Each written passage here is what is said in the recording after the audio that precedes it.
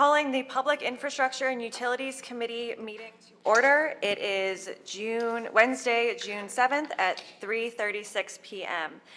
Madam Clerk, will you please call the roll? Alderman Vollmer, Alderwoman Keys, Alderman Browning, Here. Alderman Aldridge, Present. Chairwoman Schweitzer, Present. Alderman Vollmer, Alderwoman Keys. We have we have 4 present. You have a quorum. Perfect timing, Alderwoman Keys. Thank you for joining us. Thank you for being here. So the next item on our agenda is the approval of the minutes from Wednesday, May 17th, 2023. Is that what we're on? No. What's the date we're on for minutes? Oh, yeah, Wednesday, May 17th, 2023. Do I have a motion to approve the minutes of Wednesday, May 17th, 2023? Make a motion to approve the minutes. Second. Madam Clerk, please call the roll. Alderman Vollmer, Alderwoman Keys, Here. Oh, aye. Alderman Browning, Aye. Alderman Aldridge, Aye. Chair Schweitzer, Aye. Alderman Vollmer. You have 4 aye votes. By your vote, we have sustained the motion from the alderman from the 9th Ward, I apologize. And we have passed the minutes. So we have, moving on to our next item here. We have one board bill on our agenda today, and I am the sponsor of that board bill. So we will be turning the meeting chairmanship over to Vice Chair Browning, who's graciously agreed to chair today.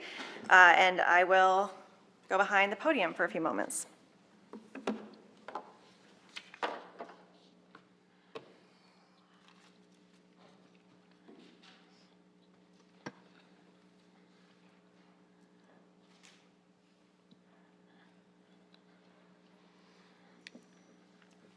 Okay, Alderwoman Schweitzer, you are recognized on Board Bill 49, and I understand you have a committee substitute.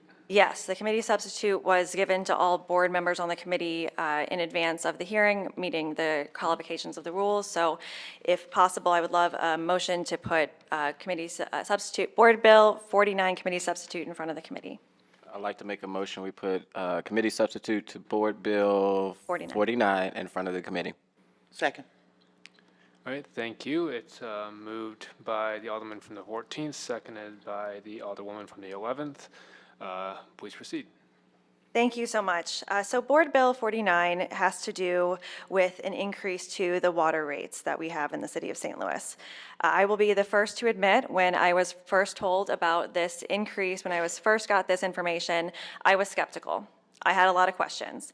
Some of those questions had to do with ARPA funds, federal funds, state funds, the state audit, how our rates compare to other cities, how we're selling the water, what our overall capital needs are of the department, what happens if the city does not act now, what about folks on fixed incomes, and it went on and on and on. And working with the administration and the water division, they were able to show me a lot of what their needs are and how they would be met by this water rate increase. And that is what I'm hoping that you all are able to have answered today. A few pieces of information are in front of you already. The Kurt Scobie from the Water Division will be presenting all of this information to us, but there was a stakeholder frequently asked questions, which could be available to anyone in this room as well, that answered a lot of those questions that I had just laid out, and making sure that those would be available to both people on the board as well as members of the public who we serve. Hopefully all of those questions and more, any questions that you have, can be answered in the presentation. I will defer to Mr. Scobie to answer those questions, anyone in his office that he thinks needs to be there to answer. One particular item I do want to highlight in this board bill is tying increases in the water rates to CPI, the Consumer Price Index. One of the reasons this suggestion is why this is in this bill is because a suggestion made by the state audit was that one of the biggest issues with our water rate in the city of St. Louis is that it is infrequent and it is generally therefore large. And it is hard to absorb for folks, and we end up in a situation like we're in now, where the budget we were presented just a few weeks ago in the Budget Committee already took into account this water rate increase, because there's almost no way for the department to operate without the water rate increase. That was the information we were presented. Should not have been able to get to a point where that would be such an emergency, where we'd have a month to discuss this water rate increase, maybe less than a month. So making sure that in the future that any water rate increase is tied to a more easily absorbable amount, so that our constituents are in a position where they are not scrambling to figure out how they're going to absorb this increase. That is something that I think is very important about this bill. And my hope is that as Mr. Scobie presents to us today, that we will be able to hear, again, all of the answers to your questions, and that you'll have plenty of time to ask questions of him. And without further ado, if it's all right with the Vice Chair, I'd love to have Mr. Scobie come and present now. That would be fine. Mr. Scobie, would you like to approach the dais?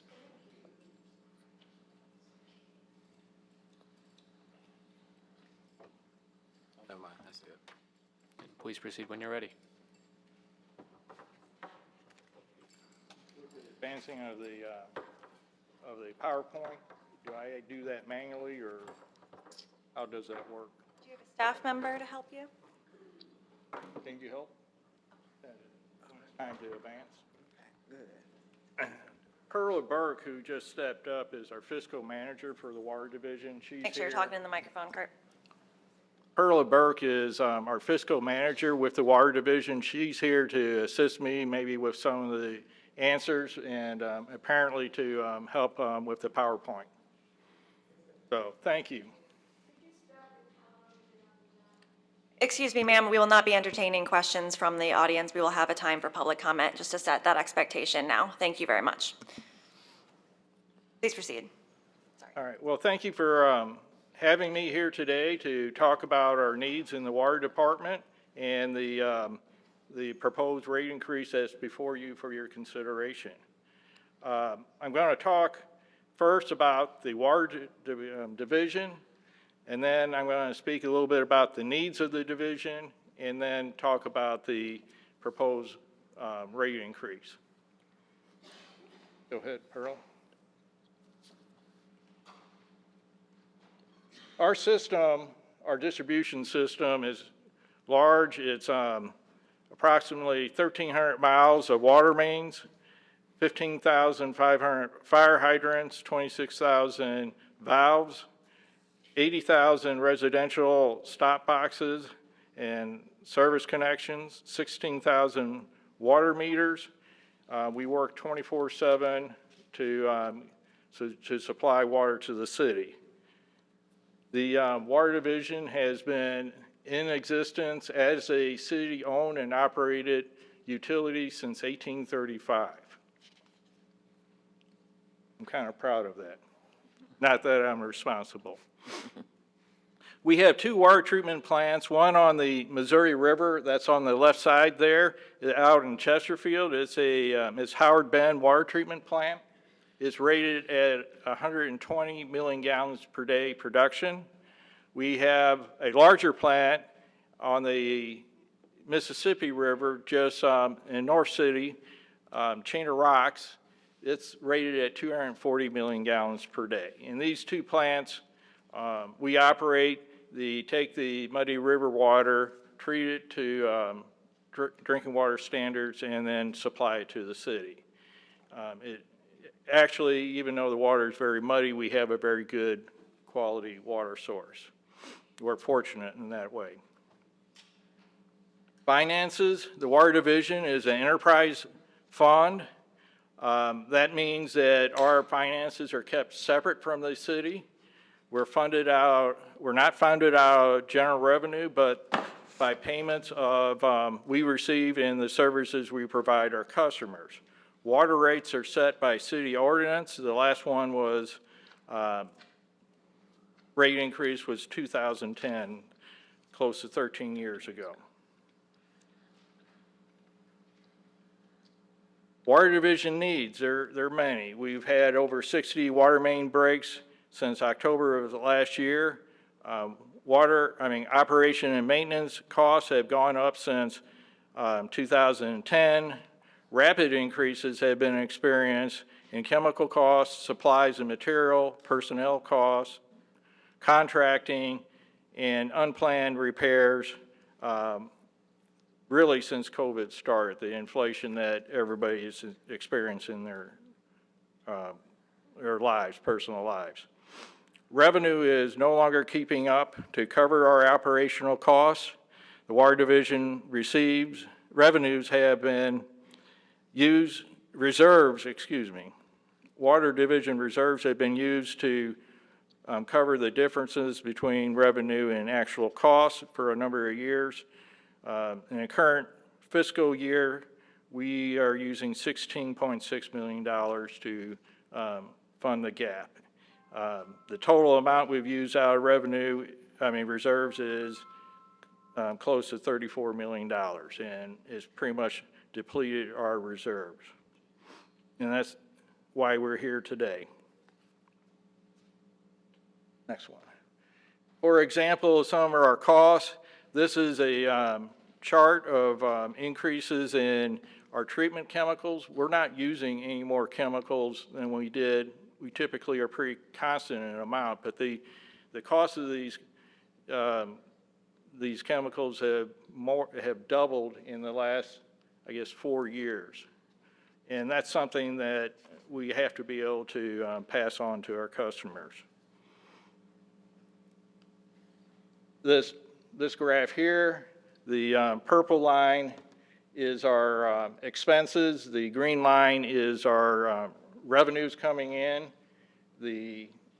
For this current fiscal year coming up, it shows the increase in revenue. That's based upon what we anticipate with a rate increase. We're not taking it for granted that the rate increase will be passed, but this is what we like to see. And you can see that we're doing all right until the last 3 years, where the revenues and expenses were kind of balancing out with each other. But it's in the last 3 years that it has really increased, and the gap has grown.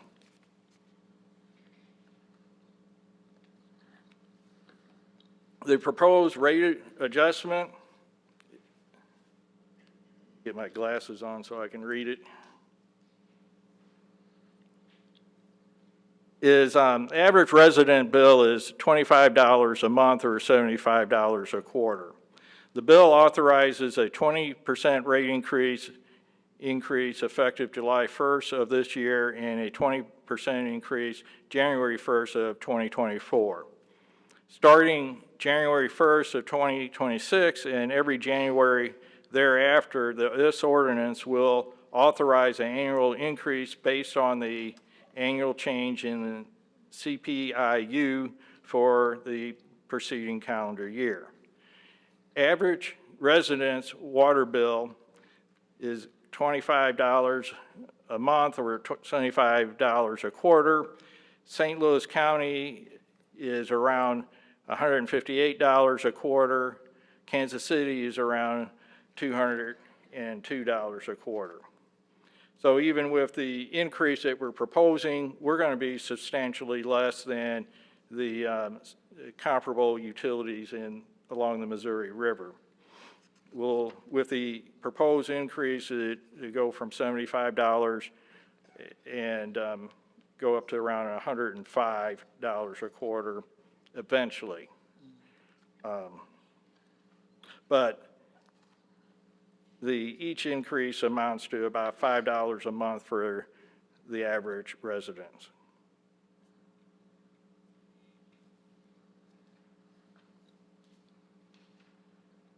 The state audit. We had the state of Missouri come in and do an audit of our department. They have been working through all the city departments. They had 5 findings that for the water department.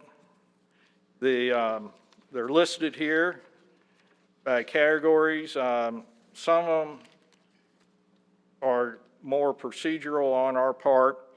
The first one, though, on the Water Division revenue, they They pointed out that the city typically has infrequent but large water rates, that this is something that is a challenge for both our ratepayers and for the division to stay properly funded. And as the chair pointed out, the CPI addition to the water bill is a effort to address that, to put something in place to keep the revenue in to cover the day-to-day operations and some of the capital improvements. We had a finding on payroll controls and procedures. One area we were not, or two areas, we had a group of workers that were working a schedule that wasn't approved by the Department of Personnel. We were cited on that. We corrected that. We also had a issue with how one of our payroll clerks was keeping records, and we addressed that too. Billing adjustments, we have a process where for some of the adjustments we do, we document it in paper. We weren't always doing that. We have taken steps to correct that and rectify that. Construction deposits, we had a communications within our distribution group and our finance group on when these deposits are due back to the customer, and they were being held too long, and we addressed that so that doesn't move forwards. The last finding was capital assets. They recommend and would like to see an annual physical audit of our assets, and we intend to do that, but we have not done that yet at this time. It hasn't been a year since we've got this audit, so, but we intend to do it.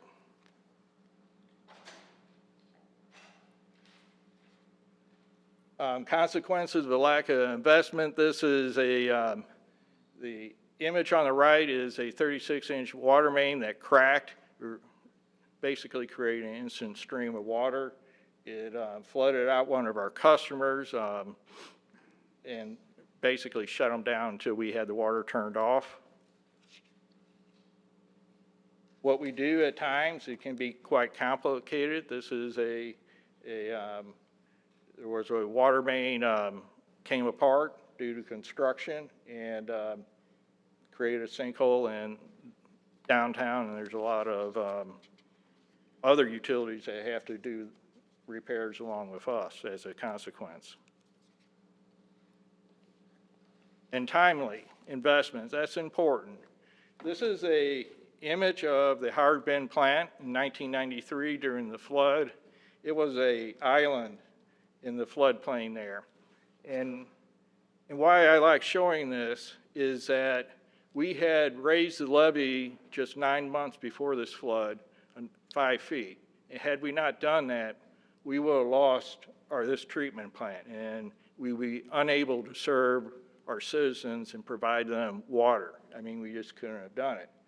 But because we did it, we're able to maintain service without issue to our customers. There's no impact. In the upper part of the photo is what was then St. Louis County Waters, now Missouri American. They got flooded. They knew they needed to install a levee, but they also had to expand the plant. And since we already seen a large flood previous to this, they thought they'd had time to do the expansion and then install the levee. But as it turned out, they got it backwards. So their new portion remained dry. Their old portion of their treatment plant got flooded out. They could not meet the water demand of their system. So they bought a lot of water from us that summer, and the region was able to stay hydrated with all the water they need. Had we not done this investment in a timely manner, the city of St. Louis and St. Louis County would have been in a water crisis. So With that, my presentation is complete. I'm available for questions. Well, thank you very much. Do we have any questions from the committee? We'll start with Alderwoman Keys. No questions at this time, thank you. Alderman Aldridge? Thank you, Mr. Chair and members of the board. My question is, I know after first year, or it's gonna go up 20%, so which would be $5, and then is it the second year? It's, it will be January 1st of next year.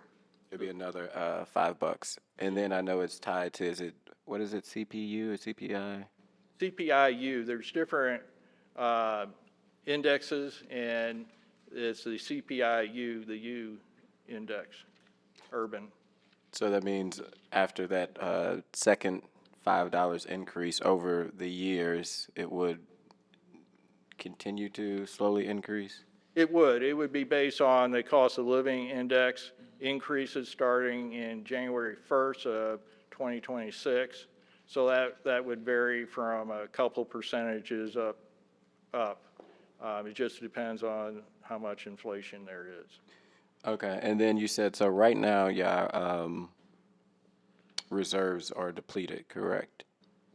Yes, we have $2 million, we think, at the end of this fiscal year. If this bill goes into effect and we pass it and get it done by July 1st, will this rate increase help with getting those reserves back up, or is this okay? It will.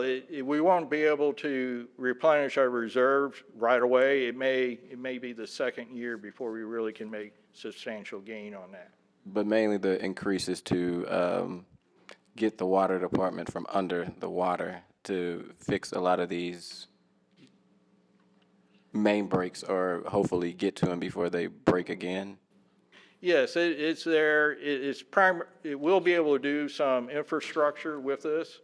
It's the primary focus on is the day-to-day operations, so that when we have a water main break, we have the funds to pay our crews who work overtime at night to get the repair done and water restored to the customers, for example, or to pay our suppliers, the treatment chemical suppliers, for the products that they provide us. It's covering these costs. I know a lot of us at the board has been talking about this, and we just kicked off about a month ago, and some of us just got elected. So this is, I think we're all trying to figure out how to, water is such a essential resource. St. Louis has one of the best waters. At least when I travel, our water tastes really amazing. Could you explain to us, say, if the board did not act and pass this water rate, what would the damages be to either residents or the department? Unfortunately, it's been kicked down the road so long. We'll be in a fiscal crisis if we don't get this rate increase. I said that we had like $16.6 million in reserves that we use in this current fiscal year. We don't have that for next year. So we'll have to cut a similar amount out of next year's budget, and there's no good place to cut it. In the past, when money is tight, you could furlough people or lay them off. Our staffing levels are already low, and so it's going to be tough. And then last question is maybe a question for the bill sponsor or yourself. As I'm looking through the substitute, I was reading the original bill, so I'm looking through the substitute. Is there anything in there that is assistance for, I know a lot of us, especially like north of Delmar, concern has been, or not even just north of Delmar, across city, is, about our seniors, people that are on fixed incomes. Is there any assistance for them or a lower rate that they would be able to pay, or? We don't have a specialty rate for that in the bill, but there are assistance programs that are out there. The Collector of Revenue has a assistance program.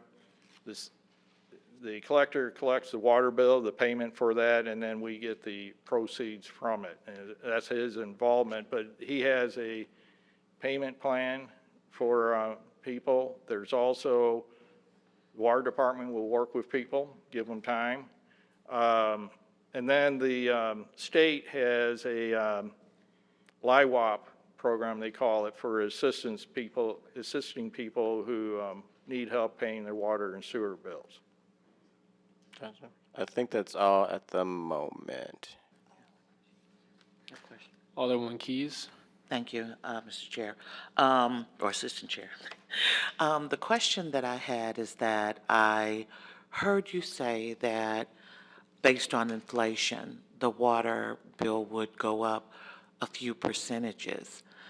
Any real prediction about what percentage, and is that number in perpetuity, or would it be for a set period, designated period of time? It would be in perpetuity. But no real idea of what percentage, 1%, 4%, 9%, any idea? I would need a crystal ball to see what the inflation will be. But it's there, and it's there to address the issue that we have, is that getting a water rate done in a timely manner. We average maybe 3% increase if you average all of our rate increases over time, annually increase, and but because they're put off, like today, we're here with the increase that we had after 13 years. So this would avoid it. Is a hardship for our residents, is hardship for many of our commercial and industrial users that, to budget it, because it could fall in at a time of year that in mid-budget, so they have to scramble and adjust, like we do when we have a increase in our supply. Our stuff that we use. Understood, thank you. Alderwoman Schweitzer, do you have any questions about your own bill? Thank you.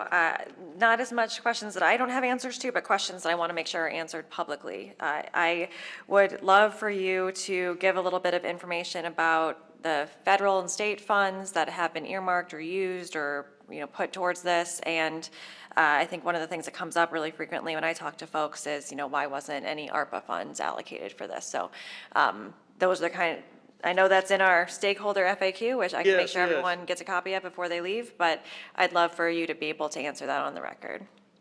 Yes, let me get that out. So we have applied and have had some success for some of this federal money that's out there for us to take advantage of.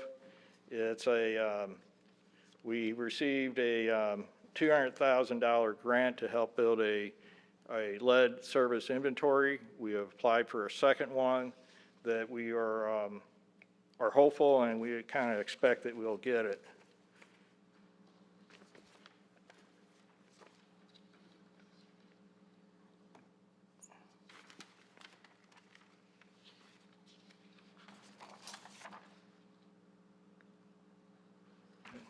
I'm looking for another one.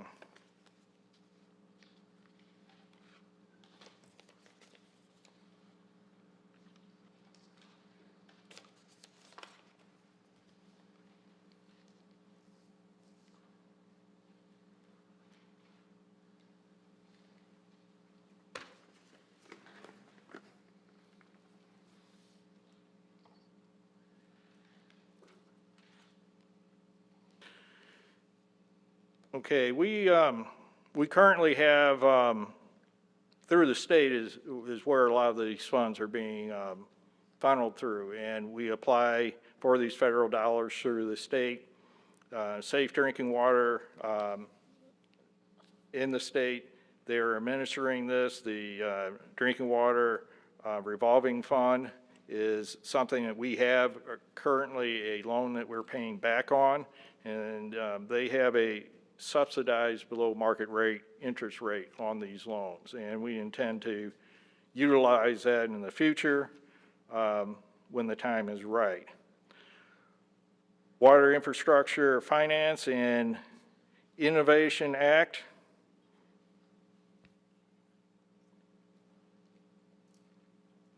This is the WIFIA, and these are more for the large projects. When we have a major infrastructure need of in the tens of millions of dollars, we can go and apply there. We don't have a project yet, but it's something that's worthwhile, and we'll probably take advantage of it when the time comes. Affordability grants, Missouri DNR allows for up to $3 million in grant funding for projects which qualify serving disadvantaged communities. We don't score high enough in their matrix for awarding these grants, so we have not Will you speak qualified. more about that? We don't score high enough in the matrix. Can you explain what that means for the people listening? Yes, all these grants and funds are competitive, and throughout the state, utilities can apply for them. The state uses a scoring matrix of that they use to evaluate projects. If the system is under a compliance decree where they're not complying with the regulations, they get points for that. If the rates, water rates or sewer rates are high, they get points on that. We score very low because our rates are low on that is one area where we miss out.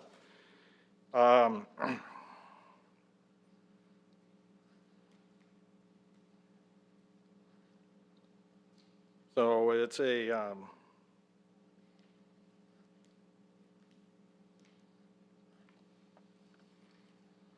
there's some other criteria, but I forget what they are. The American Rescue Plan Act, local and state funds are awarded with broad guidance and eligible funding category. The state of Missouri has committed $10 million for this funding towards regulatory compliance related programs to lead service line replacement. Specifically, the funds can only be used for complying in an inventory of existing lead service line. Currently, they're just giving out the funds to help with building the inventory, kind of defining the need and situation with each utilities, because most utilities don't have accurate records of what the customer service line is made out of, and we're no different. So the idea is put the funding towards building this database and then come along later where a utility can apply for funds to replace the lead service lines. Currently, the regulations over governing lead in drinking water are going to be revised here later this year, and we're waiting to see in part what they are going to say and require us to do.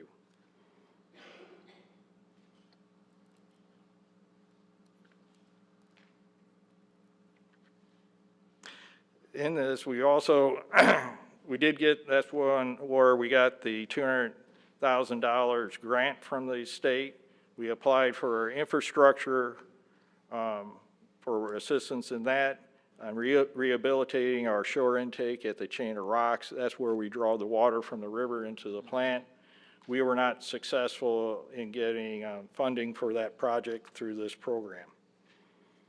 Yeah, hydrate. Absolutely.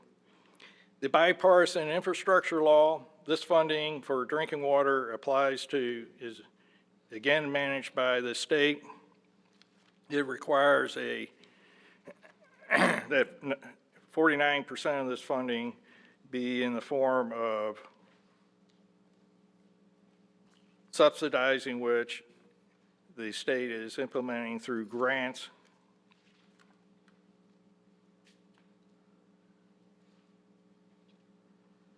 I'm trying not to get too far into it. Sure, and the committee does have a document that shows all of the efforts that the administration that you all have made in the drive that goes over all of the state and federal funds. I do want to yield my time back. I believe, Vice Chair Browning, that other members of the committee may have more questions, so I apologize for not being quicker. Oh, you're fine. No worries. So I think we've covered that the rate increase is urgent, but I'm wondering, is there a reason it needs to be raised within a year? Can it be phased over 2 to 3 years? We're at a point where we need to act now. If we delay it, we'll be even more money short on the funding we need to maintain our service that we provide our citizens. And to be clear, we're building in this gradual increase that matches inflation, so that we don't have to do this down the road. Is that correct? Yes, it is. It should take care of our day-to-day operation. It should take care of some of our infrastructure needs. There may come a time, in all truthfulness, like if we get a federal regulation that requires a substantial investment, that we may need to come back to the board to ask for a special increase to cover the cost of that.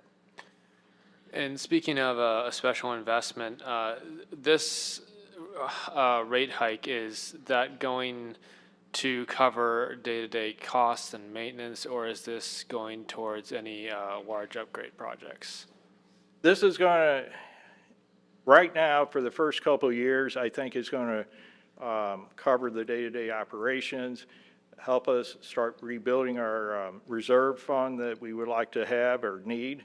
And then in subsequent years, we may be able to take advantage of the revolving fund loan again and get some capital improvements done. And with that is the hope. So there was a break that shut down Highway 40 a few weeks ago, and I'm curious, is that the type of thing we're trying to address? Are there other pipes in the city that are in similar condition to that one that burst? And do you have an estimate of what percentage of the pipes in our city need that kind of maintenance to prevent incidents like that in the future? Well, that there's a couple of questions in that. Sorry, that was a lot of questions. I Yeah, want to take one at but a no, time, please. they're all good and related. This increase would cover the cost of repairing this water main break. It's going to probably be close to $1 million to repair the water main proper, but we also have some valves to replace that we found they're broken, and that's going to add substantially as part of that $1 million. And then our labor and effort is part of that. And that would be covered under this rate increase in the future should this happen. We have a lot of older infrastructure. I don't know of any that are going to fail, but when we find water lines that are having an issue, we'll go in and replace them. There was a block on Holly Hill that this past year we had 3 main breaks on it, and looking at the pipe, it was in bad shape, so we went and replaced that pipe, and that was absorbed by the budget. And to be clear, when you're able to do this, you have the funds available to do this, it does save money down the road. Say an emergency repair, that would probably cost more money. Is that correct? That's correct. It's ideal to do it in advance proactively. It's a lot cheaper. These emergency repairs are substantially more expensive. If you patch a broken water main instead of replacing it, you've just repaired 20 feet of it, where it might be several blocks long that needs to be addressed. And you still have that expense of replacing the pipe. Gotcha. And I get asked a lot about water meters. Is there a reason we don't have a larger usage of water meters in our city? Well, we've been in business since 1835, so I'm not sure when water meters were first being utilized, but the system, I suspect, was built up for residential accounts to be flat rate, and that's led to where we're at now. Any residential customer can switch to a meter account if they would like to. The catch is that they have to hire a plumber to have installed a meter box so that there's a place for the meter to go. And then we'll install the meter and they're switched over. The meters are not necessarily cheaper for the customer, and there's more expense for us to manage them. Okay, thank you for walking us through that. I think the quality of St. Louis water is a big selling point for this city. It's a source of pride for us, and I think we need to keep it that way. I don't want to be the kind of person who kicks the can down the road. And so while this is a tough vote to take, what I'm hearing today indicates that this is an absolutely necessary vote to take. As such, Madam Clerk, I'd like to add myself as a co-sponsor to this bill. And I have no more questions at this time.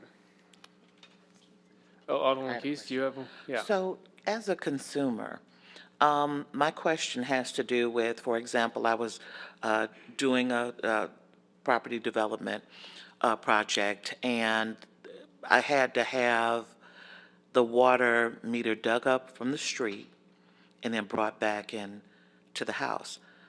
Most of the houses in my community are 100+ years old. And I am concerned about what systems are in place for people whose systems would fail at a level where they might have to have it dug up from the street.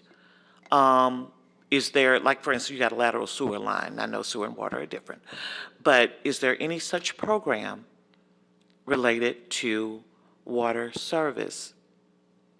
There is. There is on every residential water bill, there is $3 charge on a quarterly bill, and that's for service line insurance. If you're paid up on your water bill, just like any other insurance, you gotta be paid up. If there's a leak or an issue with the service line in the public right-of-way, from the water main to the edge of the property of the home proper, this would cover it.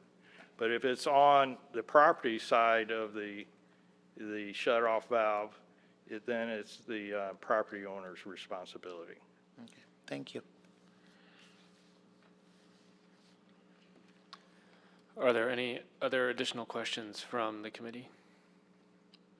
I would, Yeah. yeah, I want to make sure, we're talking about this being a timely investment. And I think one of the things that is really important is making sure that this is not only an investment that keeps the lights on and the water coming out of the tap, but also one that improves the division going forward. So, what other improvements do you think customers should expect if their rates increase?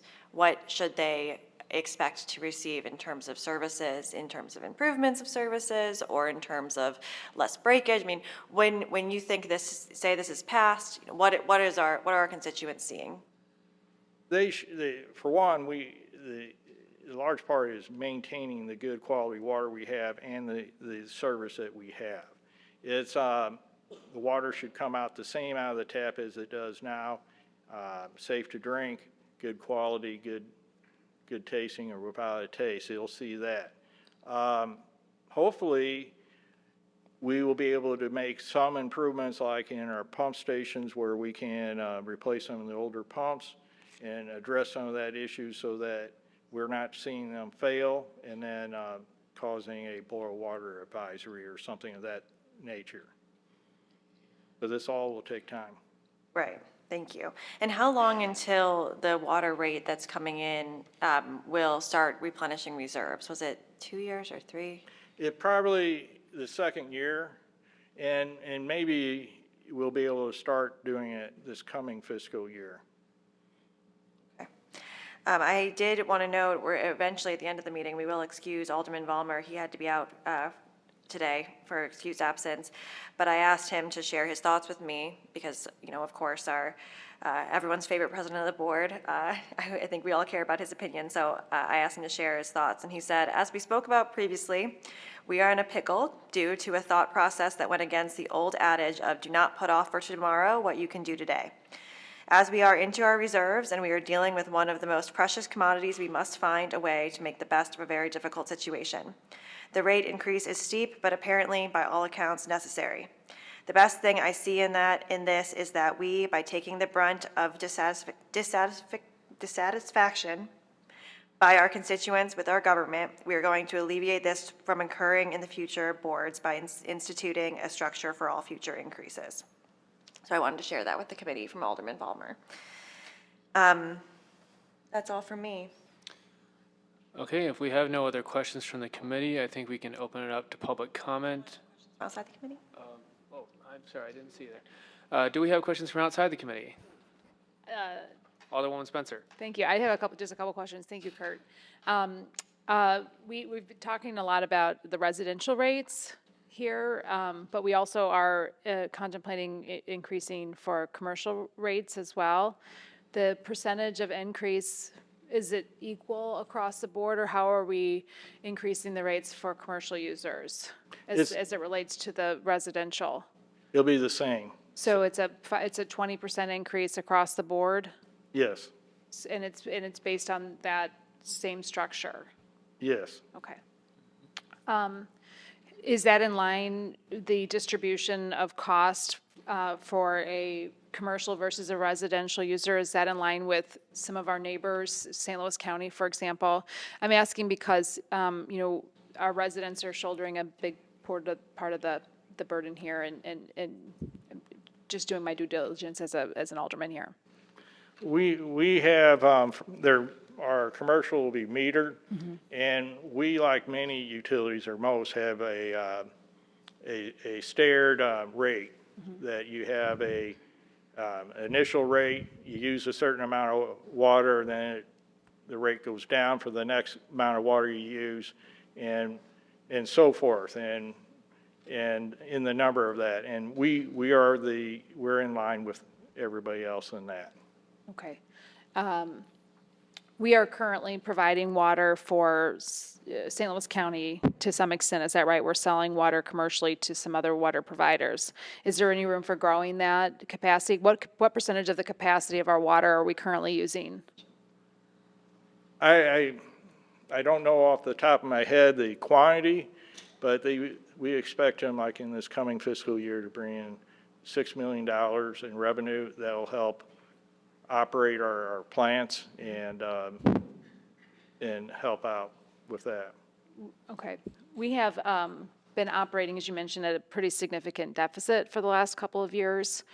Has that been the case for how long have we been operating at a deficit? I think it's 4 years that we've been operating, and at first it wasn't that big a deficit.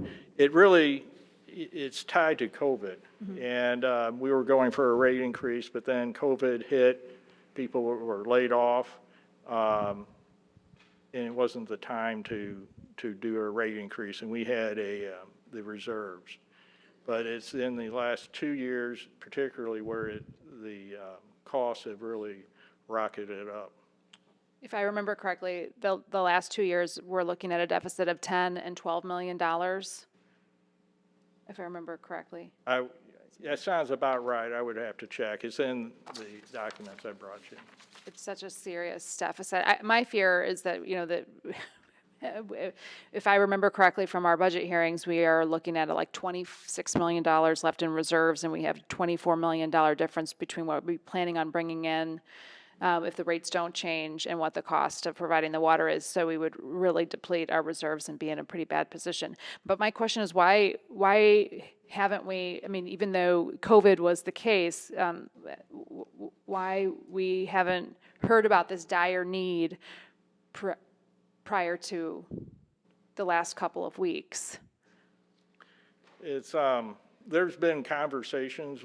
We just historically have not had a formal process to go out and notify all the Board of Aldermen and all that.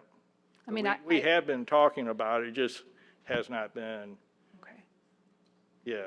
I can say, as somebody who's been down here for 8 years, I've known that it's been in the back of sort of the ether that we need to consider a rate increase for our water, but it wasn't until just a couple of weeks ago that I understood the dire situation that we are in right now. And I want to make sure, including never, having a rate increase or considering something like that, that we are never in this position ever again, that we're having that we're at the very end of our reserve funds and at risk of losing arguably one of our city's most important, most lucrative and most valuable assets, not just now, but moving forward as water and access to water becomes increasingly important to humans as we're experiencing climate change moving forward. It's such an important and incredibly valuable asset. So I thank you for the work you do. I just want to make sure that we are never, ever, ever in this position again. I want to commend the chair and the sponsor for walking through this very, very awful situation that we're finding ourselves in. I would not want to be having to do this. I mean, it's such a terrible position to be in for all of us. I want to ask if we've considered any considerations for low-income consumers. We have a pretty significant cost to reinstating water if your water does get shut off for late payments. And comparing to surrounding areas, just curious if we've looked at any considerations for folks that would be under hardship to pay. We will work with customers to pay what their bill is and take it each situation. Our customer service, they should give us a call. I know the collector of revenue will help too with that since they collect the actual payment for the water bill. And then the state, we refer to people to the LIWAP program, and that's been successful in helping people in need. My last question is just related to like the EPA and some federal funds. I know you briefly touched on this earlier, but a couple of years ago, it was my understanding we had the director of EPA here. We had folks from the federal side considering making investments in our water infrastructure here. Did anything materialize out of that? There was a lot of press at the time and a lot of excitement about potentially getting some millions and millions of dollars of investment in our water system. Yeah, there's a couple of programs, and unlike in the past, they specify that they can be used for water. And in the past, they usually cite streets and bridges and so forth. And I think that's part of it. And there's a couple of different pots of money that I spoke about. And I think that is in part the result of the efforts of the EPA administrator and our federal representatives in Washington to recognize and provide some assistance for water systems. But did any of that materialize? Have we received any of those funds? We will be receiving funds for building our lead service line inventory. We hope to get some more along that line. And then we'll be applying for additional infrastructure assistance. A lot of that money is yet to be awarded and distributed, and we intend to pursue what we can get. Thank you. Do you have any of the amounts that we're expecting? Is it significant? I don't have, it's competitive, and I hesitate to say we're going to get something that we haven't seen. Thank you. I really appreciate the opportunity, especially not serving on this committee, to ask questions. All right, thank you, Alderwoman Spencer.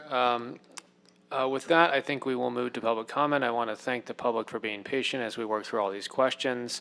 This is obviously quite the increase, and we want to really flesh it out. So we do appreciate your patience. Right now, we'll start with the first name on this list, which is Elaine Laura. Elaine, are you here? Okay, and clerk, can we swear Elaine in? Let's just do everyone at once, actually, just to save some time. So everyone who plans to speak, I think we have 5 names here. If you could raise your right hand. Thank you. Go ahead. Do you swear to tell the truth, the whole truth, and to the best of your recollection? Yes. Thank Yes. you. All right. Elaine, please proceed. You have 3 minutes. Well, thank you so much. And I'm speaking to correct a debilitating oversight by the state of Missouri in 1954 when MSD was created by special election to combine 79 regional sewer districts into one citywide system for the collection, treatment, and disposal of wastewater. Because not only does the water company provide water, it also shares attributes with the Metropolitan Sewer District. That merger in 1954 created two systems of costs. Metered water, which Kansas City is metered water, and which 98% of St. Louis County is metered water. Billing is based upon actual usage or consumption. And unmetered water, 95% of STL residents are being forced to pay for unmetered water consumption that directly increases the cost of MSD services to city residents when compared to the metered costs of said services to our St. Louis County residential counterparts. The St.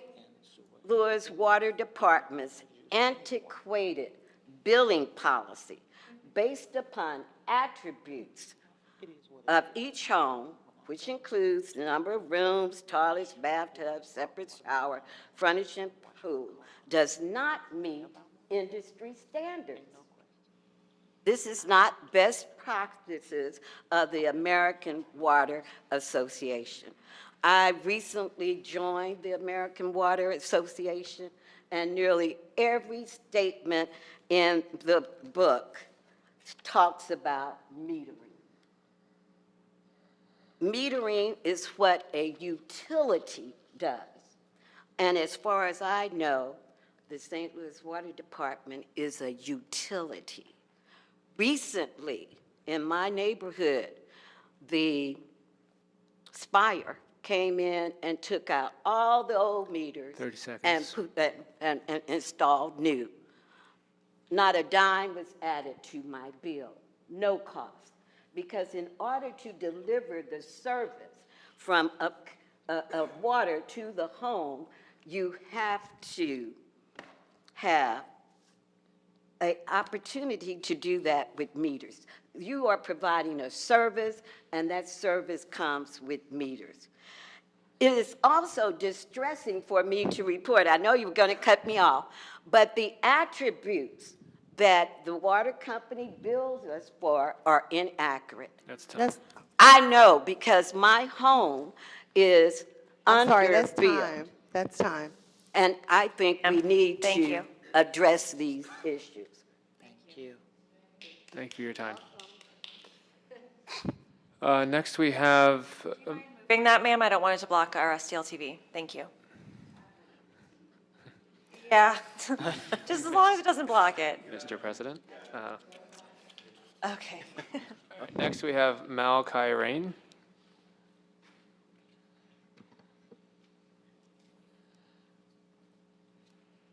Good afternoon. It's great to see everybody, and I really appreciate the civic engagement. This is a difficult topic. I want to say I am in support of this bill. I also do believe that there are a lot of good conversations that we need to continue based on the concerns of other folks spoken here today. St. Louis City's water system has solved a lot of our major crises so long ago that we've forgotten how much death, disease, and fire has ravaged the population of this city historically. We have survived privileged on the back of this system that has been here for a long time. We were at the doorstep of the world's adoption of many of these technologies in 1904.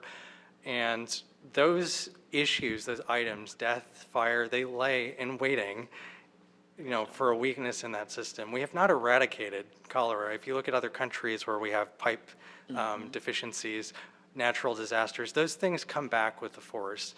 And so ultimately, Mr. Scobie, who I have to commend, is an alum of the same school I went to, Missouri S&T, formerly UMR. We're both engineers. Engineers primarily have 3 ethical responsibilities: to protect the health, life safety, and well-being of people. There aren't any caveats to that. And this bill is an effort to do just that, to maintain a system that provides us 70% of our own being that we can't survive without for several days, and that I think we've grown accustomed to having. And while the other conversations are extremely important, and I would love to have continued conversation with anybody that wants to talk about how we can do this more efficiently, that's my job, but I'm here as a citizen. We need to make sure that we're taking care of our own, because even though the bills are something that we should be concerned about, especially for disproportionate areas in the city, the impacts of failures in this system that was designed for twice the population we currently have now will hit the marginalized populations the hardest as well. And I, for one, will not advise anyone ever to put somebody's life safety, health, or well-being on the line if we have an opportunity to make a good decision. And that doesn't mean the conversation stops. I will also say that as a private citizen here in St. Louis, I have actually installed water metering at my own house. I try to live the dream. It's not attractive. I think that, I mean, it's attractive to do. It's not an attractive project like, hey, I put a new, plant in my front yard, or did something really fun and painted the shutters. And I think that the Water Division faces that same problem. It is something that we rest upon, and it is underappreciated. And I just want to say thank you for discussing this. And I hope that we can all continue to benefit from the great things that it provides for us every single day, whether we're thinking about it or not, and that we can continue to make progress so that we are metering in the future, and that we have a strategy for solving some of our other ills. So thank you. Thank you. Right on time. Appreciate that. Thank you for your testimony. Next, we have Gwendolyn Cogshell. My name is Gwendolyn Cox. I'm in the 10th Ward, and I just want to talk about when people was talking about money available to people that, to sort of help them pay the bills, 72% of the people who live in North St. Louis can qualify for food stamps, including myself. So when you look at it that way, they can't afford it. I left a job making $60,000 a year and retired. I now make $2,400 a month, and $1,100 of my money, more than that. In the wintertime, it's $1,300 of that goes on utilities. Every time we testify for utilities, I don't know what it is. Is somebody getting paid? Public Service Commission always approves Laclede gas. My highest gas bill this year was $525. We can't afford to pay any more utilities. I love my water, although I drink out of well water in the country. I'm fine. But what I'm saying is that we have to, this audit disturbs me. He said that they overpaid. I would have loved to see a better breakdown, because when I worked at the post office, I came in making $30 or $25 an hour. But because of the situation and economy, the people come in now make $18 an hour. And I just would have liked to see a study. Did they try to do anything to cut costs? Are they top heavy? We found out in the Inspire, they had people making 6 figures and getting raises, and in his audit, he said they overpaid people, and I'm like, how long did that go on? It was discrepancy in billing. How long did that go on? Did you lose anything? And for us, when things break, do you have insurance? Because when MSD gave us, when we had a problem with MSD and the pipes busted, they sent us to an insurance company, so some of this stuff was insured. But I just like to say what she said with the billing. On MSD billing, they charging us for rooms.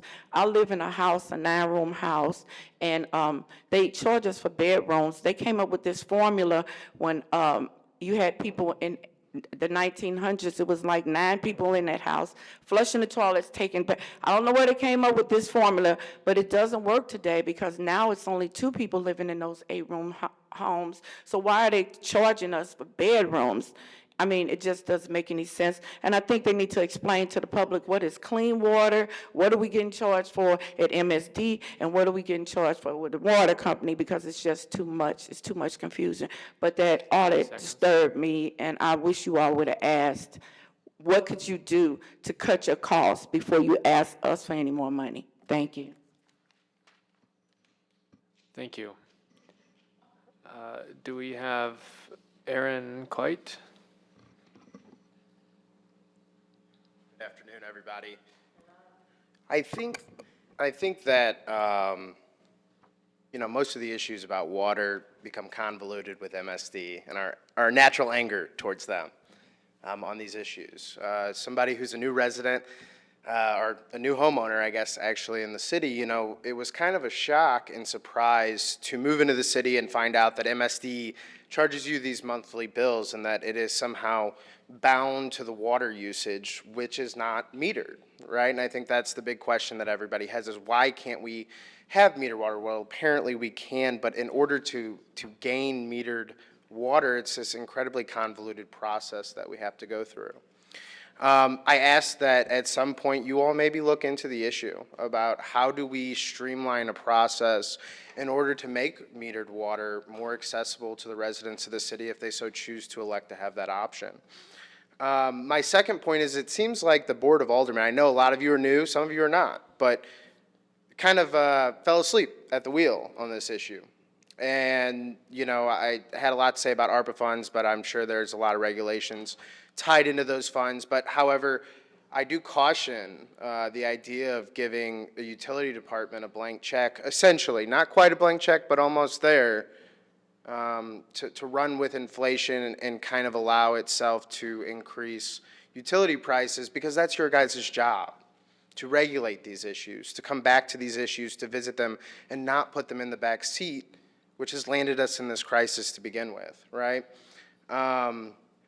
So those are my two comments on the issue. Thank you for your time. Thank you.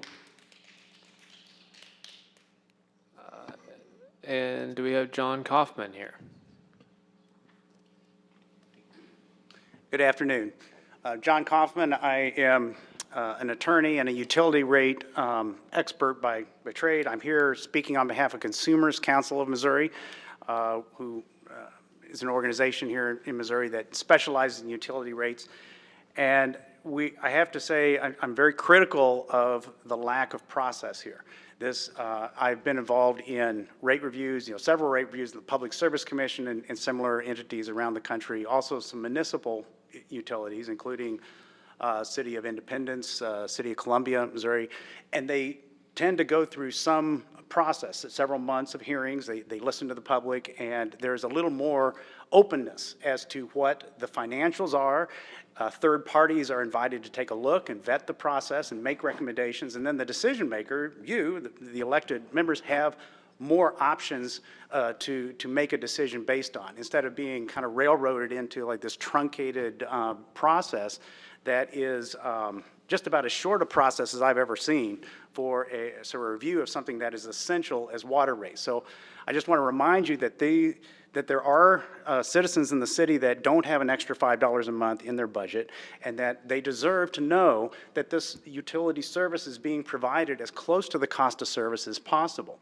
And so for that reason, we would like to ask that there be a greater process here, a process that goes at least something that is similar to what MSD does. Now, they are not an easy utility to deal with, but they have an entire process. They have a rate commission that looks at things. They are going through a process right now that began earlier last year. They're continuing to take written testimony.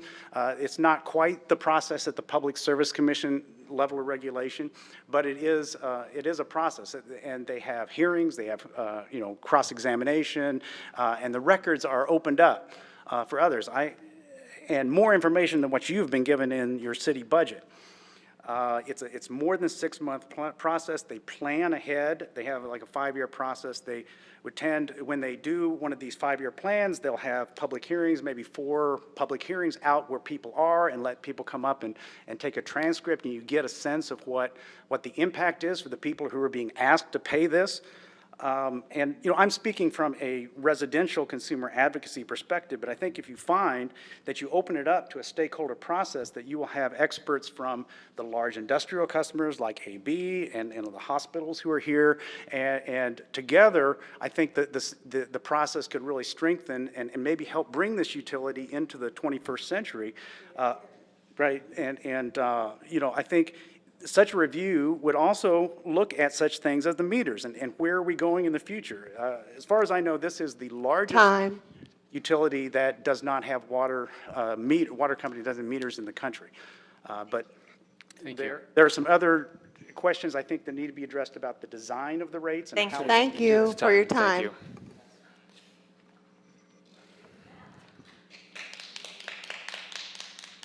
Okay, that is all the speakers we have listed for public comment.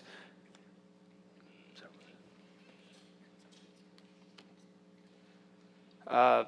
Scobie, would you like to come back to the dais and respond to any comment? But I got a question. I'm curious about MSD. What affects Ask her and then. XM? Yes, it's, again, with the water meters, those are available for people to switch over to. They need to make it, their service line such that they will accept a water meter. We'll switch them over. It is a complicated, or a customer needs to look at it closely to make sure that it is the right move. In that, is it going to truly be cheaper? Is it going to be more expensive?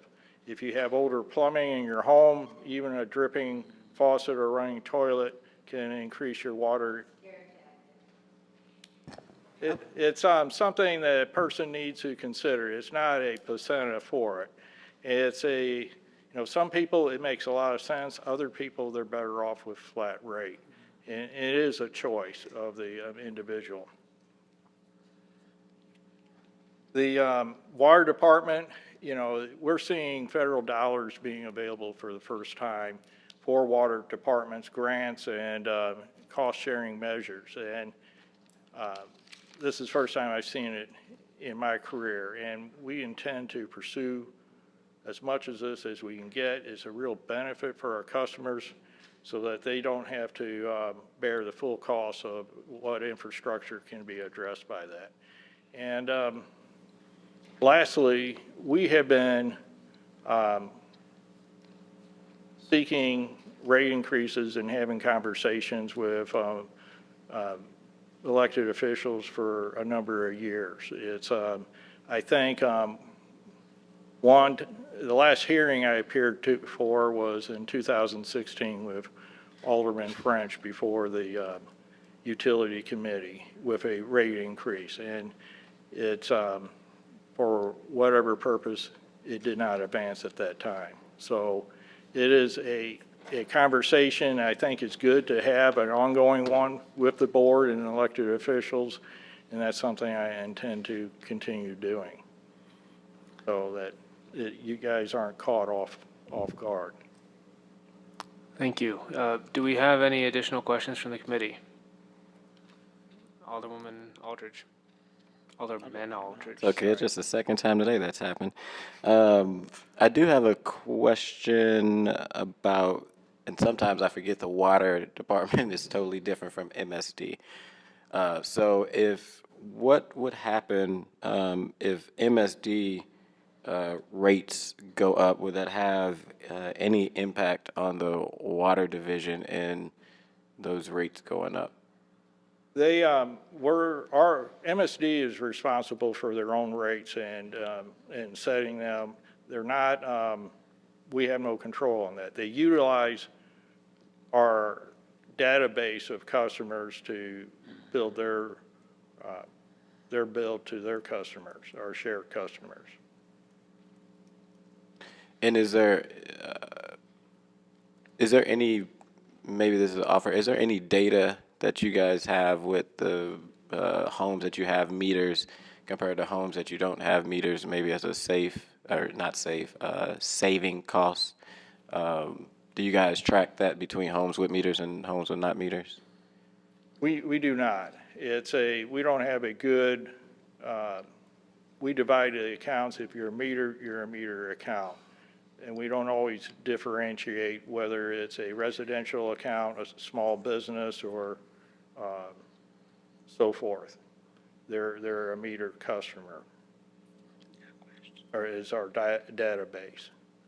But we can, if somebody calls, we can go through with them and say, here's your flat rate. If you go to the meter, these are what we think your bill is going to be. We'll work with customers in that respect. And I guess that's just a prediction. Like you say, you think you wouldn't absolutely know what their bill would be with the meter? Yes, it is more of a prediction. You don't know until You start using it. Should I say, yeah? Okay, thank you. Alderwoman Keys? The question I had is related to meters. What it would be the average cost to install a meter, just ballpark it? Let's say I want to have a meter on my house, and I've got 2 bathrooms in my house. Or maybe the bathrooms don't have any bearing at all. But having a meter installed by a plumber, and then you guys come out, and you're not going to charge me anything to connect me, is that correct? That's correct. It's, you would have the cost of the plumber to install the meter box. We would install the meter and then switch you over to a meter account. Any idea what the average cost of something like that might be? It's not cheap to have a meter box put in. I Nothing in hesitate to plumbing say. is cheap. Yes. Yeah. I don't have a good cost to give you. It's a good question, but I hate to guess. Hard to ballpark. Thank you. Any other questions from the committee? If you could please just provide that for the committees too, and to the board for how much it does cost for a meter to be installed, and perhaps just a little bit more around that. I think people have questions that need to be answered about that piece. That's all I have to add. Okay, with that, I'll entertain a motion to pass this out of committee. Do we have a motion? Want to do any conversation? Anyone have any?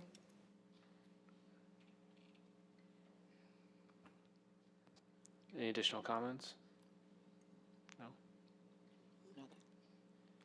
Okay, I think we're going to hold on voting on this today.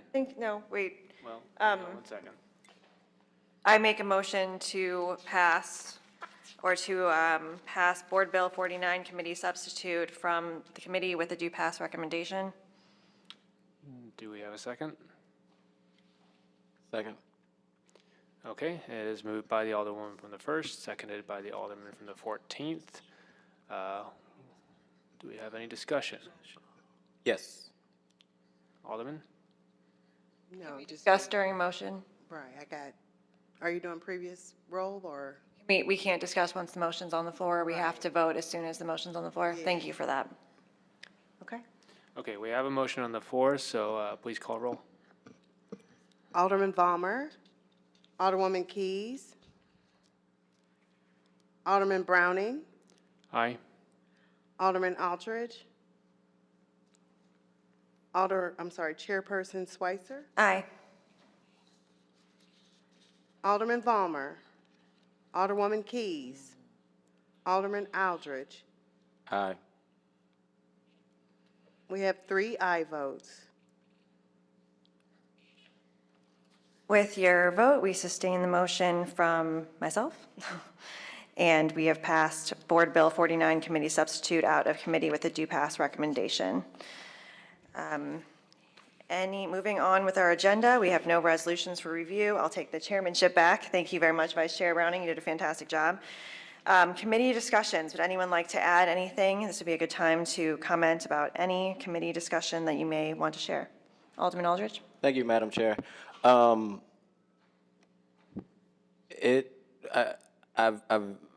was hesitant for voting for the bill. I know this is something we absolutely have to do.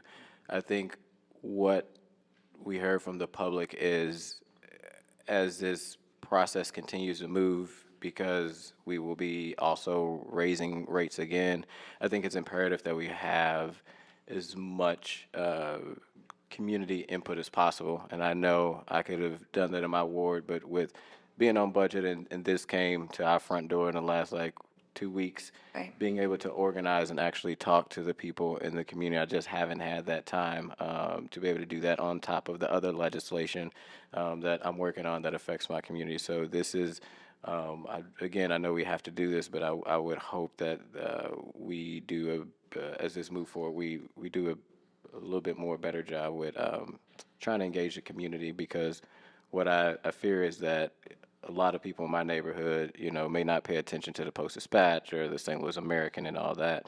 And what they're going to see is, as I, go out to the neighborhood meetings and talk to them about that, but a vast majority of them will just see that there was an increase in not with input. But I know how important this is, because if we don't do it, we're putting residents at even a much greater risk. But I do want the people in the audience to know, I hear you when we talk about being able to have more meetings and maybe doing this process in a way where there's multiple engaged, like we did the budget committee, where we actually went to the people and talked about this.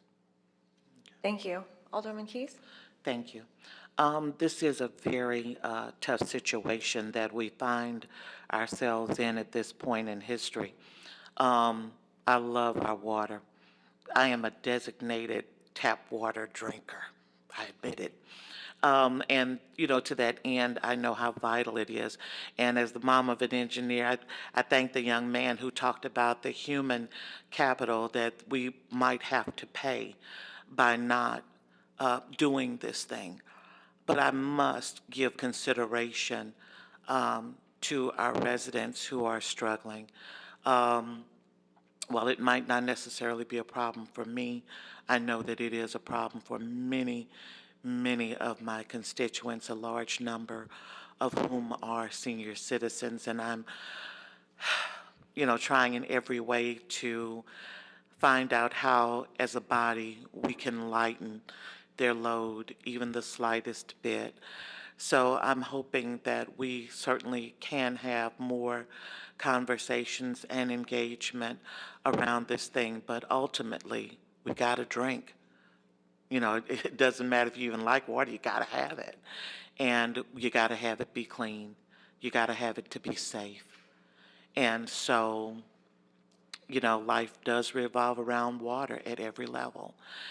As I said, this is a very tough situation. And so I hope that both sides can really hear what we struggle with and be compassionate as we have those conversations and move forward. Thank you. Vice Chair Browning? Yeah, I'd echo the comments from the alderman from the 14th and the alderwoman from the 11th. This was not an easy vote to take today. It won't be an easy vote when it goes to the full floor. That being said, we know what happens to cities that do not take care of their water systems. We know that we cannot suffer any more population loss in this city. We know that we need to take care of our people, and that, as Alderwoman Keys pointed out, water is the basis of all life. We need to make sure that we plan for the future, and I hate that I have to take this vote today because it means that the vote wasn't taken when it should have been taken by earlier boards and when we had more time for more public input, more public comment, and more engagement with our citizens. That being said, even though we are voting today, that does not mean that we cannot have more conversations, that we cannot go out there and hear people, explore additional ways to help people who cannot afford this increase, and make sure that we are taking care of all citizens. But today, we are trying to take the right step forward for our city, and I am proud of our committee today for passing this forward. It is necessary, it does need to be done, and it is a hard move, but it is the right move. Thank you. Thank you, Vice Chair Browning, and thank you to members of the committee for your incredibly thoughtful comments and questions today.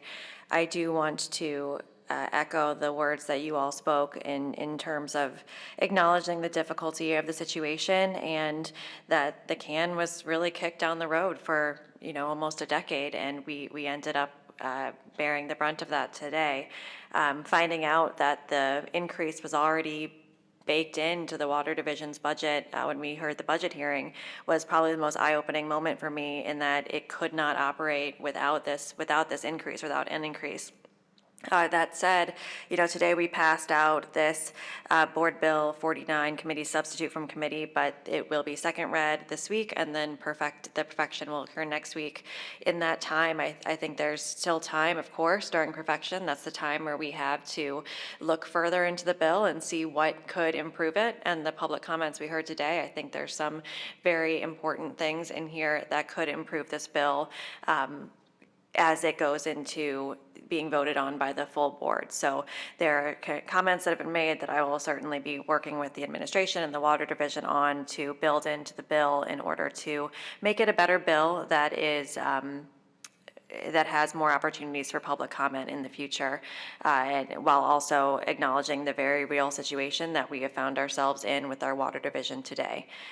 So those are my comments. Acknowledgement of written testimony. We did receive written testimony from Ms. Elaine Lara, who presented to us today. That is in everyone's drive and has been presented to folks in the Google document as well. I recommend that you do read that.